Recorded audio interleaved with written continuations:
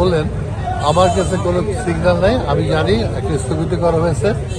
আমি আগেও মনোনয়ন দৌড়ে ছিলাম, এখনও দৌড়ে আছি এবং আমি এই যে একদিন দুদিন পর পর তারেক জিয়ার ৭১ দফার ব্যাপারে, আমাদের ধানের শীষের ব্যাপারে, আমাদের বিএনপির নমিনেশন যারা পাবে তার পক্ষে প্রচার করতেছি। এটাই এখন আমার একমাত্র কাজ। পৃথিবীর সমস্ত মানুষ আশা উপরে বেঁচে থাকে, তা আমি তো প্রথম দিন থেকে আজকে ৬-৭ বছর যাবত তো এই আশায় করেছিলাম। হ্যাঁ, এখন কেন্দ্রে যে সিদ্ধান্ত নিচ্ছে সেটা তাদের ব্যাপার। এখন আবার যদি তারা আমাকে দেয়, আই বি ভেরি হ্যাপি, এটুকুই বলতে পারি। ব্যাপারে একটা এখানে মানে দেখেন আমার সাথে এতগুলি লোক, হ্যাঁ, আমি যে কোনো সিদ্ধান্ত নেব সবার সাথে বসেই সিদ্ধান্ত নেব, আমি কোনো একক সিদ্ধান্ত নেব না। এর সাথেও কথা বলবো, যারা বড় নেতা আছে, হ্যাঁ, তাদের সাথেও কথা বলবো, কথা বলে যা সিদ্ধান্ত আমাকে দেবে আমি সেটাই করবো ইনশাআল্লাহ। ধন্যবাদ।